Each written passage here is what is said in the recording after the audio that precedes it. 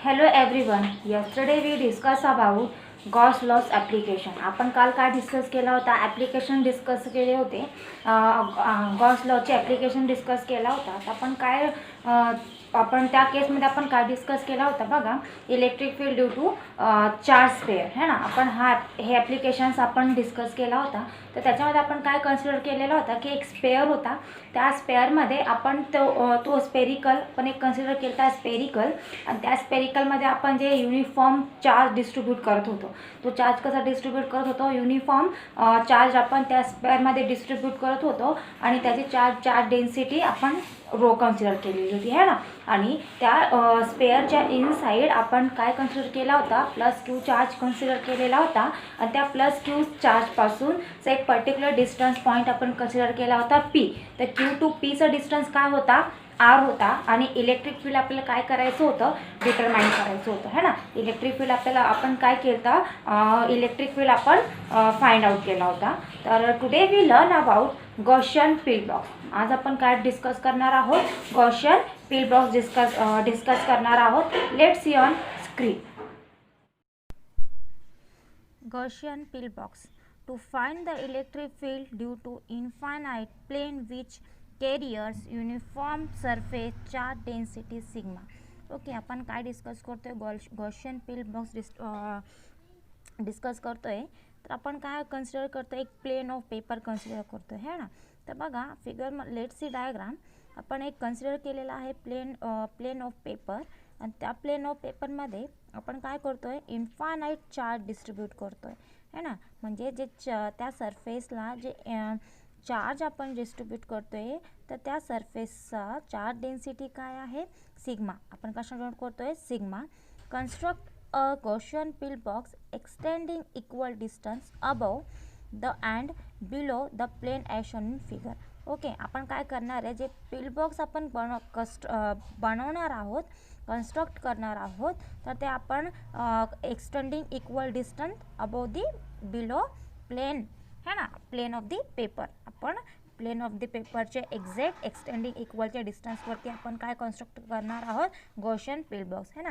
बघा, आपण एक प्लेन ऑफ पेपर घेतलेला आहे डायग्राममध्ये, आणि आपण एक पर्टिक्युलर एका डिस्टन्समध्ये आपण काय कन्स्ट्रक्ट केलेलं आहे, गॉसियन फील्ड बॉक्स. आणि त्या प्लेन ऑफ पेपरमध्ये काय होतं तुमचं बघा, जे ई दिसते ना, म्हणजे आपण काय करतोय, इलेक्ट्रिक फील्ड आपण डिस्ट्रीब्यूट करतोय त्या प्लेन सरफेसमध्ये, युनिफॉर्म सरफेसच्या, म्हणजे त्या सरफेसमध्ये युनिफॉर्ममध्ये आपण काय करतोय, सरफेसमध्ये चार्ज प्रोव्हाइड करतोय, चार्ज डिस्ट्रीब्यूट करतोय. म्हणजे त्या प्लेनमध्ये तुमची चार्ज डेन्सिटी ती काय आहे, सिग्मा आहे. म्हणजे पर्टिक्युलर एरिया ना, q upon a sigma. Therefore sigma is equals to q upon a. Applying Gauss law to this surface. आता आपण काय अप्लाय करतोय, गॉस लॉ अप्लाय करणार आहे ना.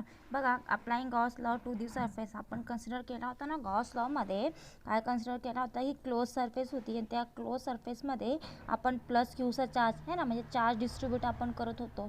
तर इथे पण काय होतोय बघा, आता आपण इथे कोणता लॉ यूज करणार आहोत, गॉस लॉ यूज करणार आहोत त्या सरफेसमध्ये. Integration of close surface vector of E into D S is equals to Q enclosed upon epsilon naught है ना. हा इक्वेशन कशाचा होता, गॉस लॉचा इक्वेशन होता ना. आपण बघितला होता ना की गॉस लॉमध्ये आपण सरफेस कशी कन्सिडर केलेली होती, क्लोज सरफेसमध्ये है ना. इथे पण गॉसियन फील्ड बॉक्समध्ये आपण सरफेस कशी कन्सिडर करतोय, क्लोज सरफेसमध्ये करतोय.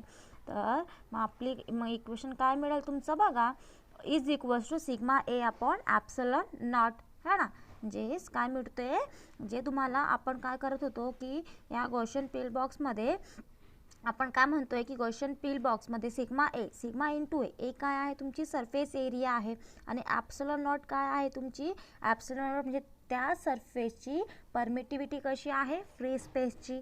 आपण म्हणू शकतो ना, integration of close surface vector of E into D S is equals to Q enclosed upon epsilon naught is equal to sigma A upon epsilon naught, where A is the surface area of Gaussian field box.